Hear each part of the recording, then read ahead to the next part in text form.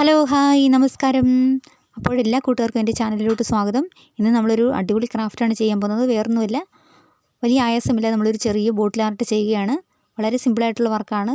അതുകൊണ്ട് തന്നെ ആരും സ്കിപ്പ് ചെയ്ത് കാണരുത്. എല്ലാവരും കറക്റ്റായിട്ട് ഓൾ ബട്ടൺ സബ്സ്ക്രൈബ് ചെയ്യുന്നവരൊക്കെ ഓൾ ബട്ടൺ എനേബിൾ ചെയ്ത് വെക്കുക.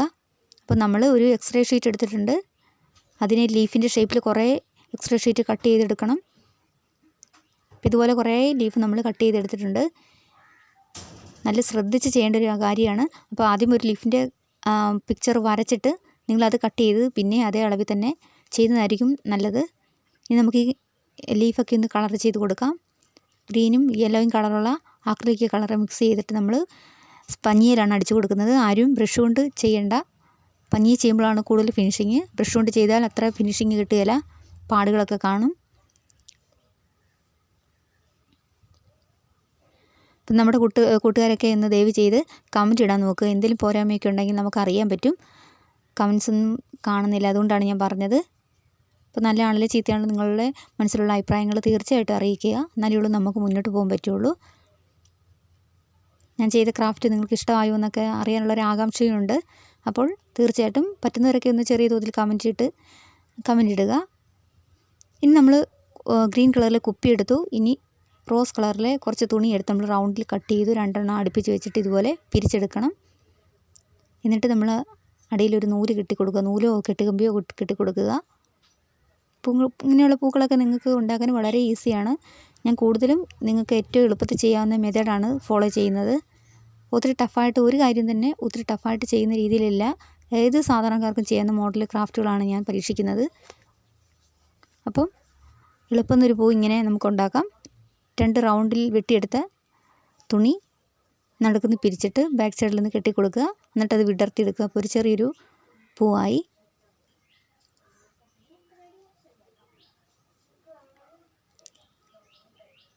അപ്പോൾ ഇതുപോലെ നമ്മൾ കുറേ പൂക്കൾ ഉണ്ടാക്കിയെടുത്തിട്ടുണ്ട്.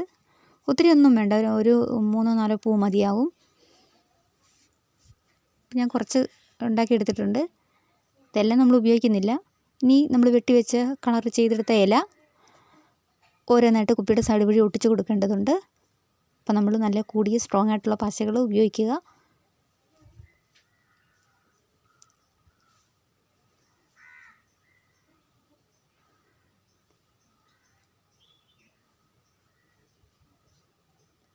പഴയ എക്സ്റേ ഷീറ്റൊക്കെ കളയണ്ട. നമുക്കിനി നല്ല അടിപൊളി ക്രാഫ്റ്റുകൾ പുറകെ വരുന്നുണ്ട്.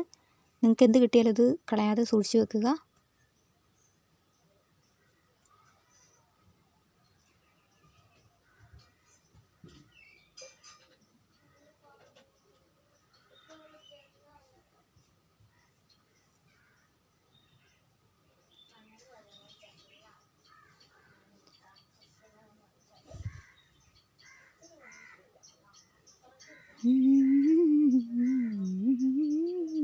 അപ്പോൾ നമ്മൾ ഇതുപോലെ ഇലകളെല്ലാം ഒരു സൈഡിൽ മാത്രം ഒട്ടിച്ച് നല്ല അടിപൊളിയായിട്ട് കുപ്പി സെറ്റ് ചെയ്തെടുത്തിട്ടുണ്ട്. ഇനി നമ്മൾ റെഡിയാക്കി വെച്ചിരിക്കുന്ന പൂക്കളും കൂടി ഒന്ന് ഒട്ടിച്ച് കൊടുക്കേണ്ടതുണ്ട്. അപ്പോൾ ഇതിൻ്റെ സെൻറ്റർ ഭാഗത്ത് 3-4 പൂക്കൾ നമ്മൾ ഒട്ടിച്ച് കൊടുക്കാം. അപ്പോൾ ഏറ്റവും ഈസി ആയിട്ടുള്ളൊരു കുപ്പി വർക്കാണ് ഇത്. ആർക്കും വേണമെങ്കിലും ചെയ്യാം. അധികം ടാലൻ്റ് ഒന്നും ഇല്ലാത്ത ആളുകൾക്കും അവരെ കൂടെ ഉദ്ദേശിച്ചാണ്. വലിയ ക്രിയേറ്റിവിറ്റി ഒന്നും കയ്യിലില്ലാത്തവർക്കൊക്കെ ഏറ്റവും ഈസി ആയിട്ട് ചെയ്യാവുന്നൊരു ക്രാഫ്റ്റാണത്.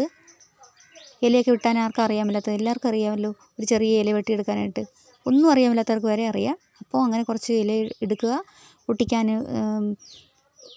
ഒട്ടിക്കാൻ പശ ഒട്ടിക്കാൻ ആർക്കും അറിയാൻ മേലാഴിയില്ല. അപ്പം ഇത്രയേ ഉള്ളൂ. കുറച്ച് കാര്യങ്ങൾ അറിയാവുന്ന എല്ലാവർക്കും തന്നെ വളരെ ഈസി ആയിട്ട് ചെയ്യാവുന്നൊരു കുപ്പി ക്രാഫ്റ്റാണിത്.